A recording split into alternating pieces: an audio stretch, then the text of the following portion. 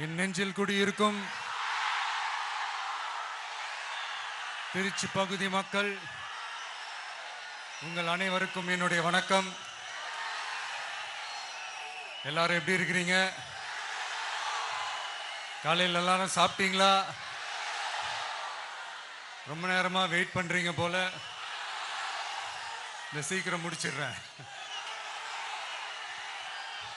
Case பிரச்சனையெல்லாம் எப்படி இருக்கு? சரியாயிடுச்சா? சால்வ் ஆயிடுச்சா? கேஸ்லாம் புக் பண்ணீங்கன்னா புக் ஆகுதா? இந்த கேஸ் பிரச்சனையினால எவ்வளவு பிரச்சனைகள், எவ்வளவு டீ கடைகள் மூடிட்டாங்க, எவ்வளவு ஹோட்டல்ஸ் மூடிட்டாங்க, இதனால எவ்வளவு கஷ்டங்கள், எவ்வளவு நஷ்டங்கள். அவங்களாச்சும் கொஞ்சம் உஷாரா இருந்திருந்தாங்கன்னா இந்த கேஸ் தட்டுப்பாடை கொஞ்சம் கண்ட்ரோல் பண்ணியிருக்கலாம். இவங்களாச்சும் கொஞ்சம் முன்னெச்சரிக்கையா இருந்திருந்தா அட்லீஸ்ட் நம்ம ஊர்லயாச்சும் இந்த கேஸ் தட்டுப்பாடை கொஞ்சம் கண்ட்ரோல் பண்ணியிருக்கலாம். இவங்க 2 பேரும் தான் இதுக்கு காரணம். ஆனா நம்ம ஸ்டாலின் சாரை கேட்டீங்கன்னா நமக்கு அதுக்கும் சம்பந்தமே இல்லையே அப்படின்பாரு. ஆனா அவர் வீட்டில் ஏதாவது ஒரு ரைடுனா, அவர் வீட்டில் ஏதாவது ஒரு பிரச்சனைனா டெல்லிக்கு பறந்து போயிட்டு வருவாரு. இந்த கேஸ் சிலிண்டர் பிரச்சனைக்கு கொஞ்சம் டெல்லிக்கு பறந்து போயிட்டு வரலாம்ல, கொஞ்சம் பிரயோஜனமாச்சு இருக்கும்ல. கேஸ் சிலிண்டருக்கு மானியமா 100 ரூபாய் தருவேன்னு சொன்னீங்களே, என்ன ஆச்சு? கரும்புக்கு ஆதார விலையா 4000 ரூபாய் தருவேன்னு சொன்னீங்களே, என்ன ஆச்சு? இந்த ரேஷன்ல சர்க்கரை 1 கிலோ எக்ஸ்ட்ரா தருவேன்னு சொன்னீங்களே, என்னாச்சு? ரேஷன்ல உளுந்தம்பருப்பு கொடுப்பேன்னு சொன்னீங்களே, என்னாச்சு? நானும் இது எத்தனை வாட்டி ரிப்பீட் பண்றதுன்னு எனக்கு தெரியல. நீட்டை ரத்து செய்வோம்னு சொன்னீங்களே, என்னாச்சு? சோ எதெல்லாம் அவரால் செய்ய முடியாதோ அதையெல்லாம் பொய் வாக்குறுதிகளா கொடுத்து ஏமாத்துறது தான் இவருடைய வேலையே. இப்ப அடுத்த செட் ஆஃப் இந்த பொய் வாக்குறுதிகளை ரெடி பண்ணிட்டாரு. அதனால அவரை மாதிரி நாங்க பொய் வாக்குறுதிகள்லாம் கொடுக்க மாட்டோம். மக்களுடைய தேவைகள் என்னன்னு சரியா புரிஞ்சுக்கிட்டு அதுக்கு ஏத்த மாதிரி தான் நாம செயல்படுவோம். 6 சிலிண்டர்கள் தாய்மார்களுக்கு கட்டணம் இல்லாம அன்னபூர்ணி சூப்பர் 6 திட்டம் சொன்ன மாதிரியே நிறைவேற்றுவோம். கல்யாணம் ஆகி போற நம்ம தங்கைகளுக்கு 1 பவுன் தங்கமும் பட்டு சேலையும் சொன்ன மாதிரியே கொடுப்போம்.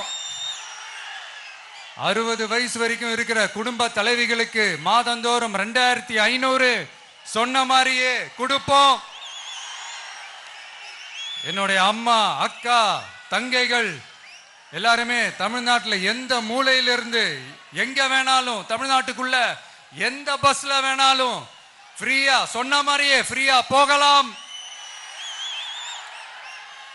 கல்வி, ரேஷன், மருத்துவம், குடிநீர், சாலை வசதி, பஸ் போக்குவரத்து, இந்த மாதிரி அடிப்படை விஷயங்கள்ல தான் எங்களுடைய முதல் கவனம் இருக்கும். நான் ஏற்கனவே சொன்னது மாதிரி நிறைய கவர்மெண்ட் ஸ்கூல்ல இந்த டாய்லெட் வசதிகள்லாம் சரியா இல்லை, அதை சரிப்படுத்தணும்னு சொன்னோம். உடனே இதெல்லாம் ஒரு பெரிய விஷயமா அப்படின்ட்டு சில அறிவாளிங்க கேட்டாங்க. அந்த அடிப்படை வசதிகள் இல்லாததுனால தான் ஒரு 12th ஸ்டாண்டர்ட் படிக்கிற பொண்ணு ஒரு அவசரத்துக்கு ஒரு காட்டு பக்கம் ஒதுங்கினாங்க. என்னாச்சு? இந்த உலகத்தை விட்டே போயிட்டாங்க. அதுக்கு என்ன காரணம்? இந்த மாதிரி அடிப்படை வசதிகள் இல்லாததான் காரணம். அதனால என்னுடைய தாய்மார்களே, உங்களுக்கு பாதுகாப்பு இல்லாத இந்த அடிப்படை வசதிகள் கூட செஞ்சு கொடுக்காத இந்த தீய சக்தி திமுக அரசை என்ன பண்ணலாம்? தூக்கி வீசி அறிவோமா? எதுக்கு இப்ப அங்க இங்க சுத்திக்கிட்டு நம்ம ஊருக்கே வருவோம், நம்ம திருச்சிக்கே வருவோம். இங்க ஒரு மந்திரி இருக்கிறாரு, நகராட்சி துறையில வேலை வாங்கி தரதா சொல்லி கோடிக்கணக்கான பணத்தை லஞ்சமா வாங்கிக்கிட்டு தகுதியானவங்களுக்கு எல்லாம் வேலை வாய்ப்பு கிடைக்காத அளவுக்கு பண்ணிருக்கிறாரு. இதெல்லாம் எவ்வளவு பெரிய ஒரு ஏமாத்து வேலை. அதனால நம்ம தம்பி தங்கைகளே, உங்களுக்கு இந்த வேலை வாய்ப்பை பறிச்ச இந்த ஸ்டாலின் சார் சர்க்காரை என்ன பண்ணலாம்? தூக்கி வீசி எறிவோமா? உங்களுக்கு இந்த பாதுகாப்பு இல்லாத, சட்டம் ஒழுங்கு சரியில்லாத இந்த தீய சக்தி திமுக அரசை என்ன பண்ணலாம்? தூக்கி வீசி எறிவோமா? நகராட்சி துறையில மட்டுமே 1000 கோடிக்கு மேல ஊழல்னா அப்ப மத்த துறையில எல்லாம் கொஞ்சம் கணக்கு போட்டு பாருங்க, தலையெல்லாம் சுத்தி போயிடும். நான் கொஞ்ச நாளைக்கு முன்னாடி சொல்லியிருந்தேன், இந்த ஸ்டாலின் சார் டாக்ஸ் அப்படின்ட்டு, இந்த ஜிஎஸ்டி மாதிரி எஸ்எஸ்டி, அதை பத்தி அவங்க வாயை திறக்கலைங்க. என்னமோ அவங்களே ஒத்துக்கிட்ட மாதிரி இருக்குது. ஆமா, இப்படி ஒரு டாக்ஸ் இருக்குது அப்படின்னு அவங்களே ஒத்துக்கிட்ட மாதிரி ஆயிடுச்சு.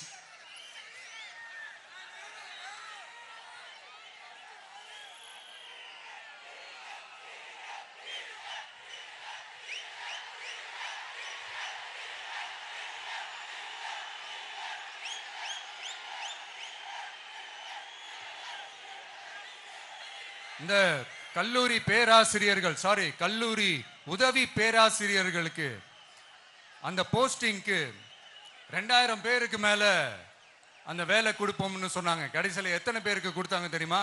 வெறும் 5 பேருக்கு. 2000 எங்க, இந்த 5 எங்க? அதனால இதெல்லாம் வெறும் அறிவிப்புகள் மட்டும்தான். இந்த மாதிரி லட்சக்கணக்கான காலி பணியிடங்களை நிரப்புவோம்னு சொன்னாங்க, அதுவும் என்ன ஆச்சுன்னு தெரியல. இதெல்லாம் வெறும் அறிவிப்புகள் மட்டும்தான். இதனால ஒரு யூஸுமே கிடையாது. யூஸ்லெஸ் கவர்மெண்ட் இது. அது மாதிரி 100% ஒரு நியாயமான ஒரு ஆட்சியை நாம கொடுப்போம்ங்க. 100% நீங்க இந்த விஜய நம்பலாமுங்க. நீங்க நம்புறீங்கன்னு எனக்கு தெரியும். அதனாலதான் என்னுடைய சொந்த பந்தங்களாகிய உங்ககிட்ட எனக்கு அந்த உரிமை இருக்கு. எனக்கு ஒரு வாய்ப்பு கொடுங்க, எனக்கு ஒரு சான்ஸ் கொடுங்கன்னு உங்ககிட்ட கேட்காம வேற யாருக்கிட்ட நான் கேட்பேன்? அதனால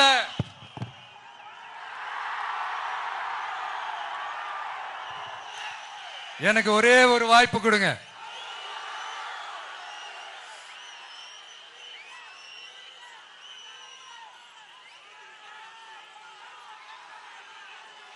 இருந்தாலும் ரொம்ப முக்கியமா ஒன்ன நீங்க ஆழமா மனசுல வச்சுக்கணும். இந்த எலெக்ஷன்ல திமுக ஏலத்தில் எடுத்திருக்கிற கல்லாப்பெட்டி கூட்டணியோட சேர்ந்து, அப்புறம் நாம ஏற்கனவே சொன்னோமே அந்த மற்றும் பலர் கூட்டணின்னு ஒண்ணு இருக்குல்ல, அவங்களோடும் கள்ள கூட்டணி போட்டுக்கிட்டு எல்லாரும் முன்னா சேர்ந்துக்கிட்டு நம்மள உங்க விஜய எப்படியெல்லாம் எதிர்க்கிறாங்கன்னு நான் சொல்லிதான் உங்களுக்கு தெரியணும்னு அவசியம் இல்லை. இந்த கரூர் நிகழ்ச்சி சூழ்ச்சின்னு பலர் சொல்றது மாதிரி நம்ம கடைசி படமான ஜனநாயகன், அதான் நம்ம மனசுக்கு நெருக்கமான உங்க எல்லாரோடும் நமக்கு இருக்கிற பூர்வ ஜென்ம பந்தத்தை இன்னமும் எங்க இறுக்கமா மாத்திடுமோன்னு, எங்க அது இந்த தேர்தலில் நமக்கு மிகப்பெரிய ஆயுதமா மாறிடுமோன்னு ஒரு கூட்டு சூழ்ச்சி, அதோட இன்னும் பல பல சூழ்ச்சிகள். அதனால உங்க மகன், உங்க அண்ணன், உங்க தம்பி, உங்க விஜய் கேட்கிறேன், உங்களுக்காக நீதி கேட்க வந்த எனக்கும் சேர்த்துதான் நீதி வேண்டும். அவங்க கொள்ளையடிக்க இதுவரைக்கும் எப்படி உங்களை ஏமாத்திட்டு இருக்காங்க தெரியுமா? இந்த காங்கிரஸ்ல இருக்கிற சிலரை கையில பணப்பையில போட்டுக்கிட்டு சிறுபான்மை மக்களை ஏமாத்த ஒரு நேரடி பாதி கதர் கூட்டணி, அப்புறம் இந்த மற்றும் பலர் கூட்டணின்னு ஒண்ணு இருக்குல்ல, அதோட டெல்லி ஓனரோட ஒரு கொள்ளைப்புற கள்ள கூட்டணி, அதாவது பாதி காவி கூட்டணி. கொள்கைன்னு ஏமாத்துறாங்க. அதனால இந்த திமுகவையும் நம்பாதீங்க, இந்த பாஜகவையும் நம்பாதீங்க. 2 பேரும் வேற வேற கூட்டணி எல்லாம் கிடையாது, ஒரே கூட்டணி தான். 2 பேரையும் நம்பாதீங்க. இதுல எந்த டவுட்டும் உங்களுக்கு வேணாம்.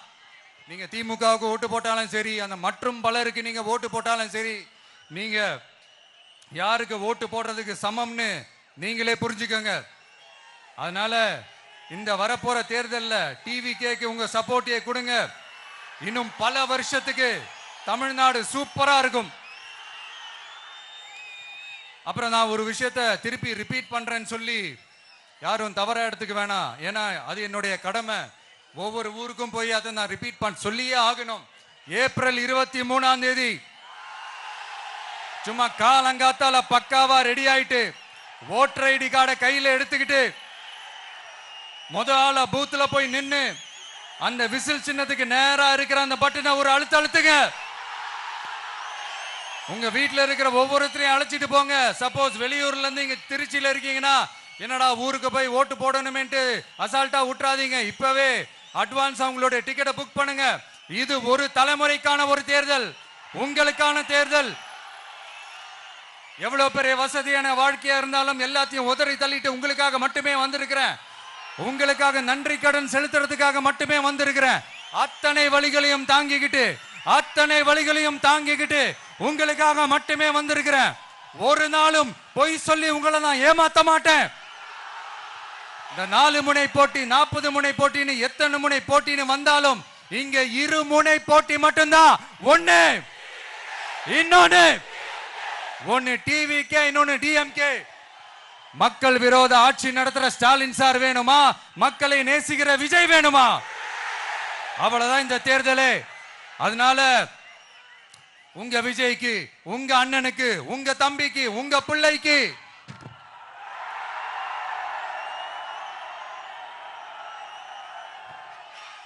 ஒரே ஒரு வாய்ப்பு கொடுங்க. தயவு செஞ்சு விசில் சின்னத்துக்கு ஓட்டு போடுங்க. இது ஒரு விசில் புரட்சி தேர்தலா இருக்கணும். இங்க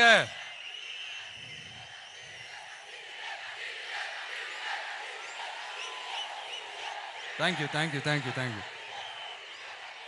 இங்க திருச்சி இந்த எல்லா தொகுதியிலும் நம்மளுடைய நண்பர்களை, நம்மளுடைய தோழர்களை வேட்பாளர்களா அன்னைக்கு அறிவிச்சேன், நான் நிப்பாட்டி இருக்கேன். அவங்க வேற, நான் வேறன்னு தயவு செஞ்சு பிரிச்சு பாத்துறாதீங்க. அவங்க எல்லாரையும் வெற்றி பெற செய்யணும்னு உங்க எல்லாரையும் தாழ்மையுடன் நான் கேட்டுக்கிறேன்.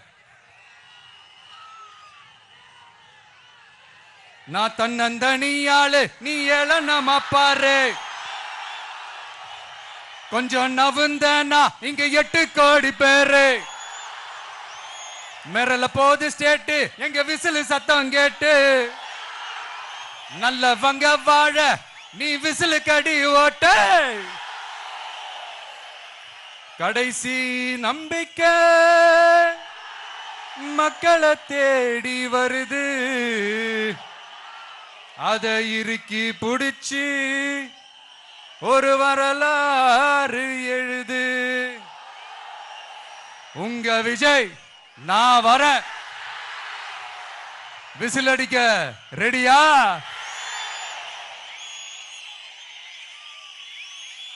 கான்பிடென்டா இருங்க. நல்லதே நடக்கும். வெற்றி நிச்சயம். மீண்டும் சந்திக்கும் வரை நன்றி, வணக்கம்.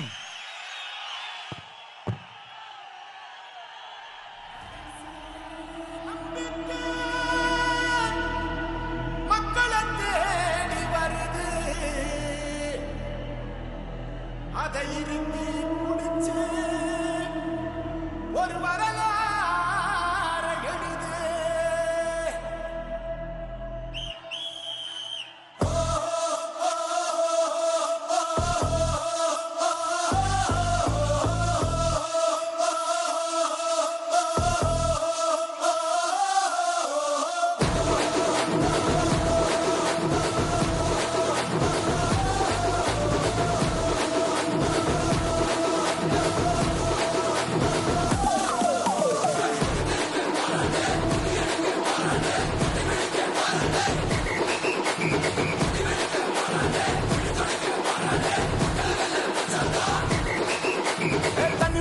படிச்சு வரான், விசில் ஒண்ணு அடிச்சு வரான், தடைய வச்சா உடச்சு வரான் தளபதி. தப்பு நடந்தா உருமு சின்ன, வெற்றி அடைஞ்சா ஒலிக்கு சின்ன, தளபதிக்கே பிறந்த சின்ன விசிலடி. பணத்தை சேர்க்கும் இந்த அரசியல தேடி சனத்தை காக்கும் ஒரு தலைவன் வரானே. காச வாழ்க்கை ஒண்ணு வித்துடாம வாணி.